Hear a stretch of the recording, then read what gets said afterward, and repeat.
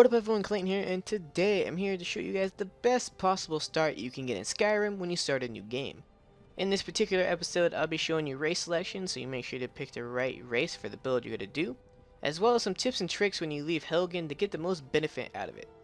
This video should also help people who are using the Skyrim Remastered, so if you're watching this in the future after the game's release, they should also work for that. Also, just one more thing, these are my ideas and pretty much what I do every time I start a new game. They may differ from yours, but just keep in mind that these are my ideas, and if you have anything different you want to add, make sure to leave them down in the comments below. Just make sure they're constructive and make sure to help other people out. So go ahead and start with the race selection. In Skyrim, there is 10 races that you can choose from. Each one has different racial powers and racial bonuses. They also start with different skill levels. Some races have boosts to warrior skills, thief skills, mage skills, and kind of a mix of all between. The race you pick really doesn't matter for your build, because you can kind of make any race work with any build. The only difference is the racial powers that you actually have. For example, the High Elf would be a way better mage than an Orc, because the High Elves start with 50 extra magicka as a passive, as well as their Highborn ability makes it so they regen magicka 2 times faster. On the Orcs, on the other hand, they do not start with any extra magicka, and their ability makes it so you do twice as much damage and take half damage. This may be okay for a mage, but it's probably more suited towards a warrior. These are pretty much the only things you have to worry about when you make a race selection, since the boosted skills when they start can be changed when you level up. Say if you do make it an Orc mage and you don't have any boosts to your mage skills, you can still get all the skills to level 100 with no problem.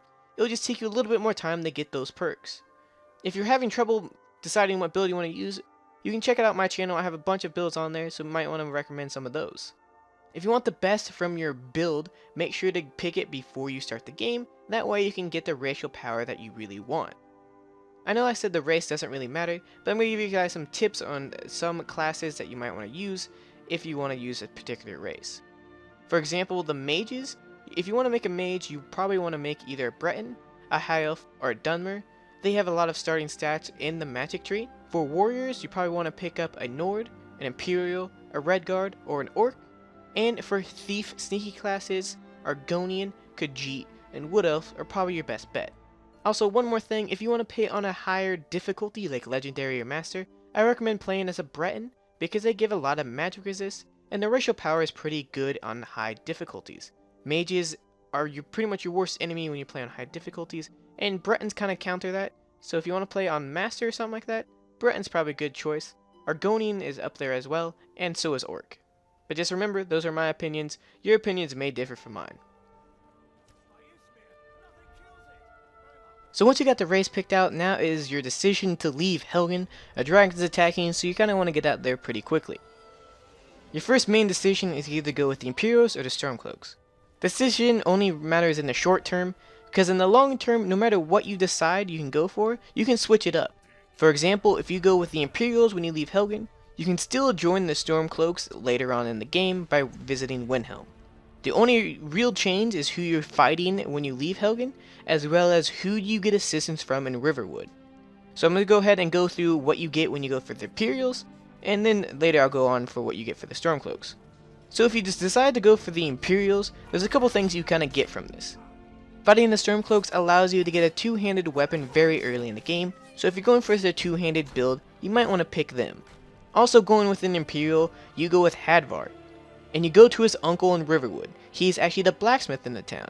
If you talk to him and get the supplies from him, you can actually take stuff from his forge. You can take iron ingots, steel ingots, and some of the equipment that isn't labeled stealing. So if you're going to be a smith and you want a big boost to smithing early on in the game, you can get these items and craft a little bit to boost up your smithing. On the other hand, if you go for the Stormcloaks, you'll be fighting the Imperials, and this means you can get a set of heavy armor pretty early in the game. Also, the Imperial armor is actually more expensive than the Stormcloak armor. I'll put on screen here what the actual difference is, but it's pretty significant. So if you go with the Stormcloaks and you kill a bunch of Imperials, you can pick up their armor and then sell it later on for way more gold. So if you really want the most gold when you leave here, I would recommend going with the Stormcloaks. But like I said before, you could get the smithing supplies from Advar if you really want to, but I really think going with the Stormcloaks is probably your best option. You can also kill an ally if you go with the Stormcloaks to get a two-handed weapon, so there's not really any negativity for going with the Stormcloaks. Besides picking what faction you want to go with when you leave Helgen, there is some kind of tips that you want to go through here. When you leave Helgen, it's pretty straightforward. You just kind of follow the path and follow your follower. There's a couple of tips that I would provide. For example, in the room with the locked cages, you can lockpick all of those and increase your lockpicking skill. Down the hallway, there is still more jail cells that you can unlock. This will increase your lockpicking skill, as well as maybe give you a level up in case you're having trouble leaving Helgen. You may say, why are you having trouble leaving Helgen? Well, if you're playing on a master difficulty, fighting the spiders later on when you leave Helgen is pretty difficult. The poison really hurts you unless you started with a race with a poison resistance, so just keep an eye on that. Also, one of the only places that isn't really linear in this dungeon is that there is a gold purse under a bridge.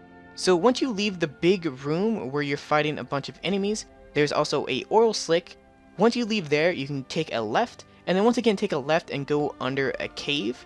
Going in there, you can get a coin purse that you might actually miss, and I figured I would mention that to you guys.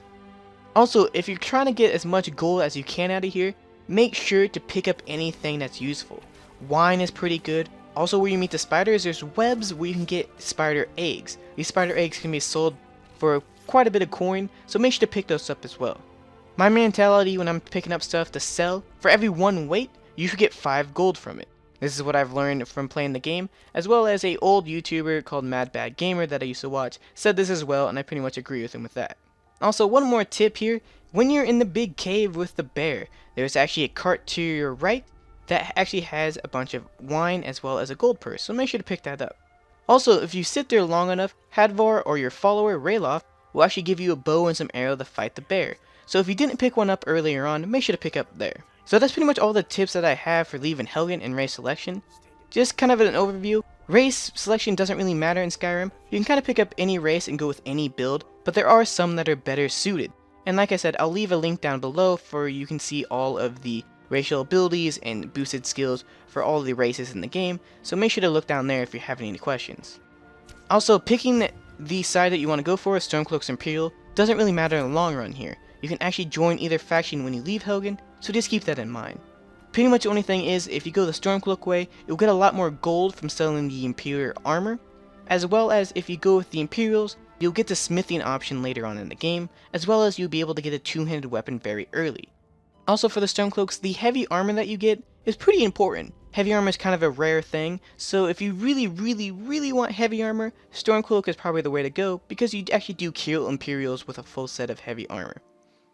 So if you guys found this useful, if you guys did, make sure to leave a like on it, and if this video does pretty well, I might do more videos about getting better starts in Skyrim, especially after you leave Helgen. So if you guys want to see that, make sure to leave them down in the comments below. Anyways, thank you guys so much for watching, and this is Clayton, signing out.